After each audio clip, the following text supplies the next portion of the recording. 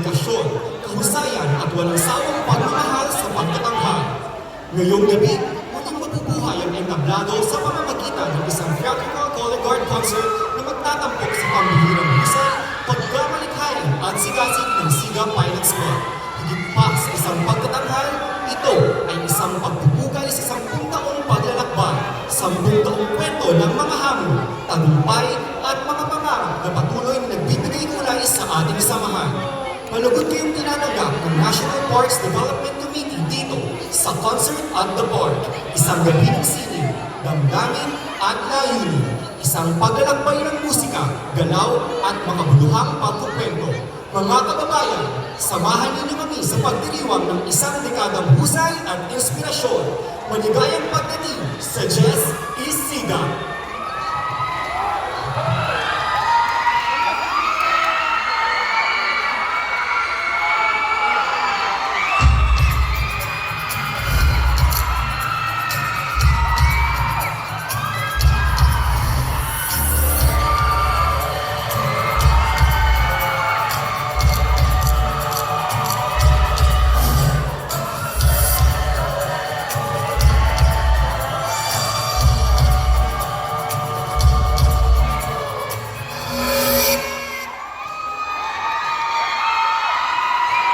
Simula pa lang, narito na tayo.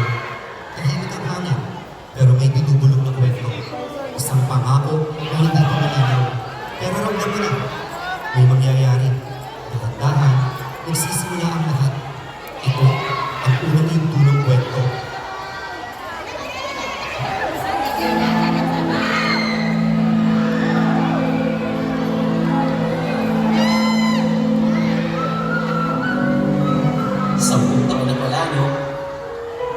Bilis ng panahon. Pero kung susundan mo pabalik ang nilapak namin, makikita mo hindi ito basta-basta kwento. May iba't ibang kulay ang tinahak na daan patungo dito. Ito ay istorya ng mga taong napagod, nasaktan, nag-alinlangan, pero nagpasyang sumuot pa rin na baka lang ito lang para sa kanila sa mundo. Ang mundo ng mga malikhain, dito kami nagtagpo. Ang unang hakbang, ang hindi inaasahang paglalapit ng mga pagdadalab namin. Umagasa na dito kung simula ng pag-asa. Ako, si Agape, mas kilala sa barkada bilang Siga. At ang kwento ko ay kwento namin lahat. Kwento ng Pilot Squad. Mga kaibigang pinili ko sa bahay, yakapin, at alalayan. Sila ang puso ng kwento. Ako, ang alaala na hindi bumitaw. Naalala ko pa noong unang pagkakataon na nakilala ko sila. Lumukod sa mga mata, may tanong sa bawat kilos, parang may tinadala. Pero kahit ganun, may kakaiba rin sa kanila. Sa liwanag na piling bumubuhay kahit hirap ng magliyab. Sa bawat magsayo ng kulay, sa bawat pundak sa entablado, parang sinisigaw ng mga katawan nila. Gusto ko lang sumuko, pero lalaban ako. At doon ko sila minahal. Mas minahal. Hindi dahil perfecto sila, hindi dahil pinilit pa rin nila huminga ng malalim at buksan ang kanilang puso at isipan. Madaming bawal sa mundo, sabi nga. Madaming tao. Madaming nagsasabi, hindi ka sapat, wala ka mararating, pabigat ka lang. Pero may mga tao, kahit pinapakinaman na ng loob, ay pinipiling tumayo pa rin. Dahil naramdaman nila na dito nila gustong magsimula. At ako ang maaalalay sa pagitan ng bawat pagtakbo. Ako Siga, ang kanilang kaagapay. Ito ang aming panagpo. At ito ang simula ng isang makulay na istorya.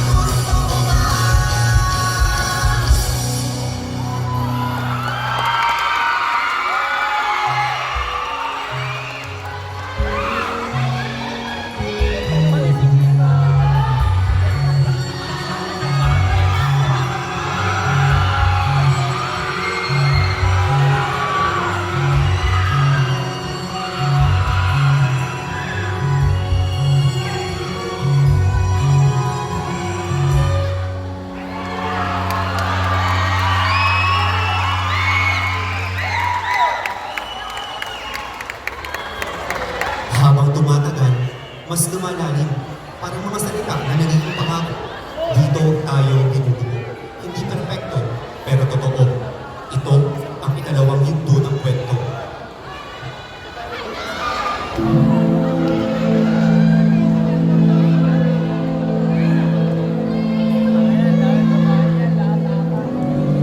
May mga taong darating sa buhay mo na hindi mo hinanap, hindi mo inasahan. Pero sila, ang sagot sa panalangin mo. Ganito ang naging kami. Ang una, takot ang nangingibabaw. Takot magkamali, takot mapahiya, takot mapagod at maiwan.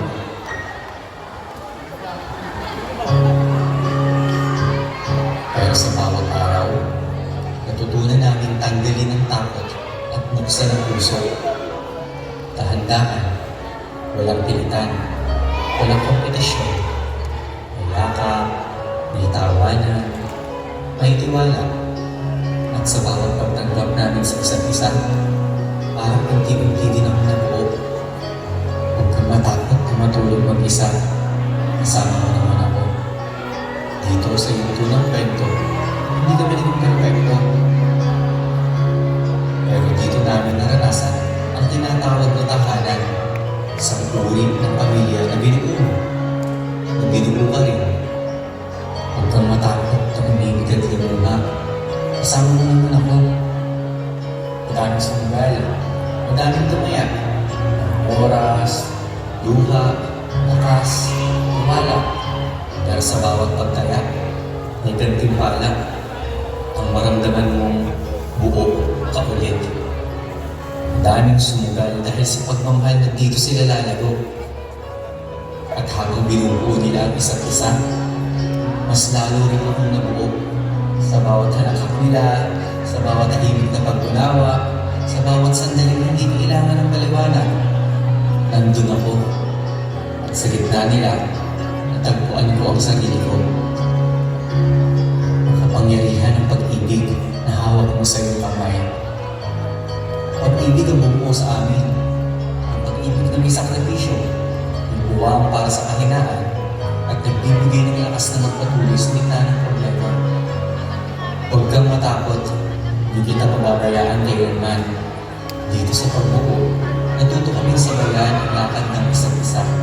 Natuto kaming hintayin ng mabagal, salugin ng bumibitaw, at ipagdiwang ang bawat hakbang, gaano man kabagal o kabilis.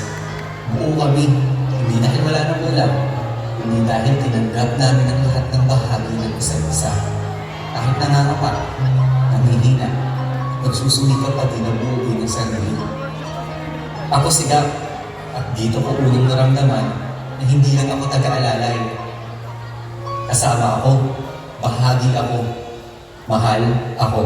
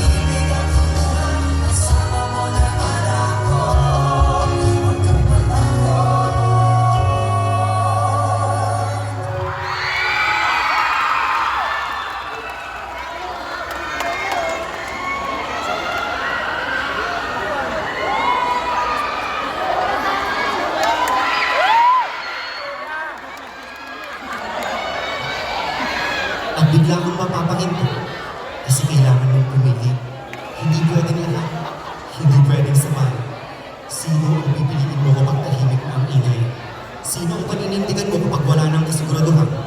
Ito ang ikatlong yugto ng kwento.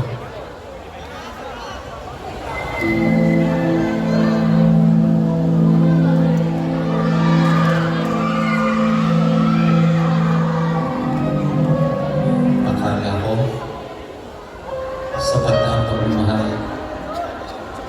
Akala ko, ang buo na tayo. Wala nang puwang masira. Pero darating pala yung mga araw na kahit gaano mo kamahal ng isang bagay, mapapagod ka rin. Yung tipo, ang saya-saya ng kahapon, pero ngayon, dumilim ang paligid. Tahimik ang ingay ng pagtatalo. Masakit yung pabulong na sigawan. Nakakabingi yung katahimikan na sa likod pala. Mas maraming ingay. Parang sa isang iglap, hindi mo na alam kung anong nangyari. Parang wala kang pinanghawakan. Parang nawala lahat ng pinagsamahan. At ngayon, di pa rin alam kung ba't tayo nandito. Pwede bang itigil muna ang pag-ikot ng mundo?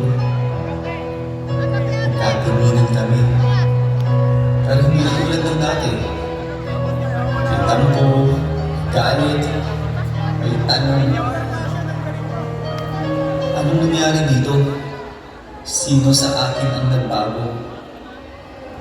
At ako si Gap. Narito lang, tahimik. Nanonood habang unti-unting nawawala ang dati ng tahanan. Sino nga bang nagbago? Ako ba? Sila ba? O talagang bahagi ito ng paglago? Madaming sinubok. May mga napagod. May mga tumahimik at tuluyang naglaho. Pero may ilan din na kahit nasaktan, nanatili. Na kahit nagkamali, humingi ng tawad. Na kahit gustong sumuko, piniling manatili. Ligaya! Gagawin ko ang lahat para lang sa'yo. Di kayo naman ipagkakait ang hinahanap mo. Pagpili ito, hindi sa abilitan. Hindi mo kasi mapipilit ang isang taong manatili kung hindi na siya naniniwala. Ngunit, hindi mo din matitibag ang paninindigan ng taong malalim ng ugat na tinutulungan. Sa bawat desisyon pinili, pumili rin ako. Pinili kong manatili. Pinili kong alalahanin ang panagpo at pagdugo. Pinili kong maniwala na may naiwan pang mabuti. Sa akin, sa kwentong pinanghawakan ko. At alam mo, kahit masakit, hindi ko binura ang nakaraan. Kahit yung mga umalis, kahit hindi na kami nakikita ngayon, sana mo kalimutan ang ating mga pinagsamahan. At kung sakaling dumitin, ay laging isipin na minsan tayo ay naging tunay na magkaibigan. Yung minsan, hindi yun maliit na salita. Minsan tayong sabay tumawa, minsan tayong sabay lumaban, minsan tayong naging pamilya. At sa mga nanatili, mas pinagtibay kami. Mas malinaw na ang dahilan kung bakit kami nandito. Hindi lang para sa entablado, hindi lang para sa palabas, kundi para sa isa't isa. Para sa lahat ng tao na naniniwala na may saysay pa rin ang pagsama, kahit mahirap, madaming sumibok, pero mas maraming tumibay. At sa puso ng bawat piniling ng patuloy, doon ko nakita ang totoong halaga ng samahan na hindi sinusukat sa tagal, kundi sa lalim ng paninindigan. Ito ang pagpili, ang pinakamahirap pero pinakamahalagang bahagi ng kwento. Hindi man naging madali, pero palaging handang tumindig para sa isa't isa. Dahil sino siga kung wala ang barkada?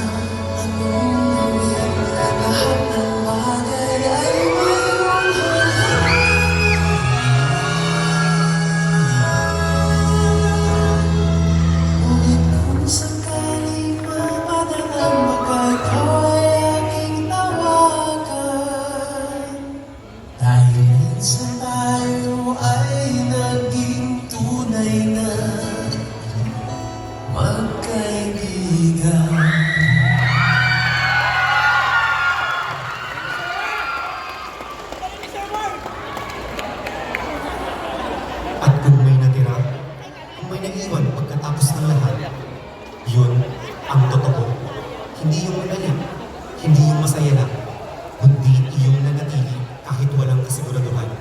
Ito ang ika-apat na yugto ng kwento.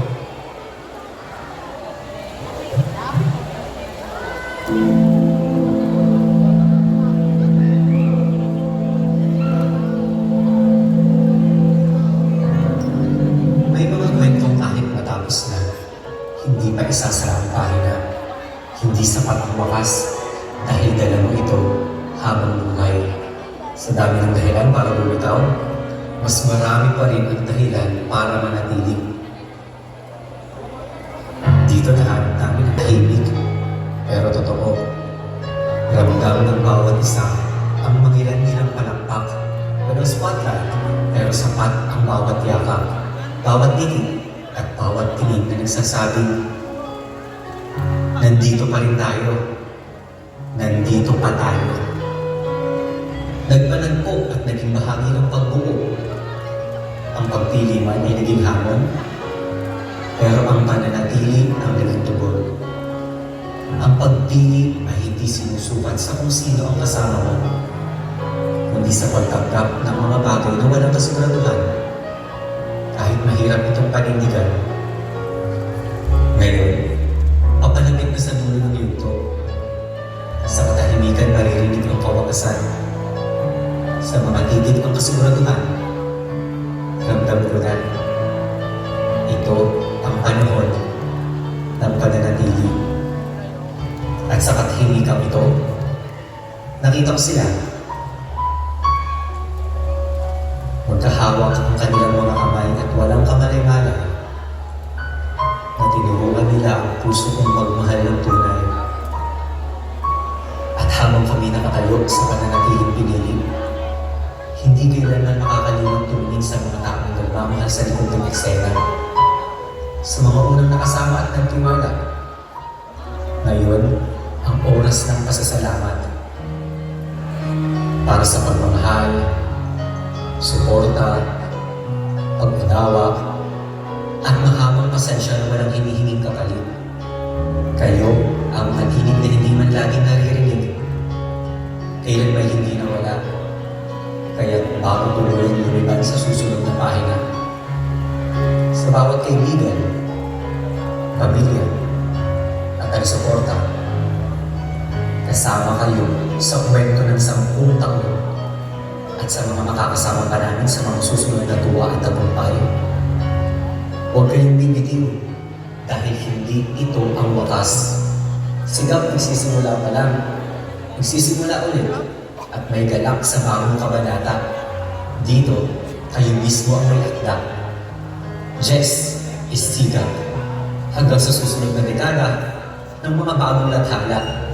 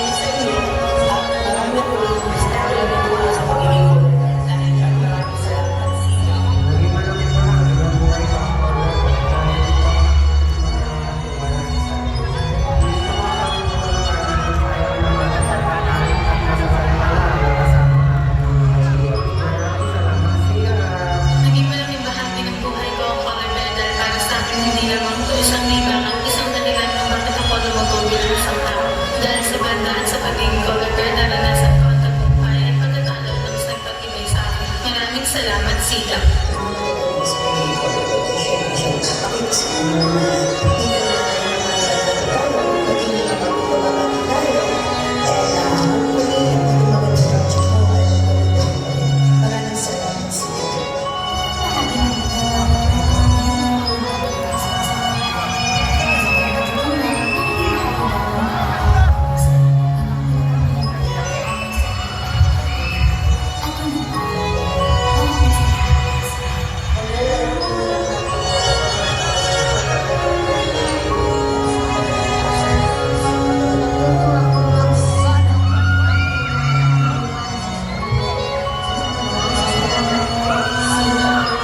Dahil sa pagiging color guard ng mga si Georgia sa dito ko natutulungan ang tunay na halaga, disiplina at pagtitiwala sa isa't isa. Kaya maraming salamat, Sita.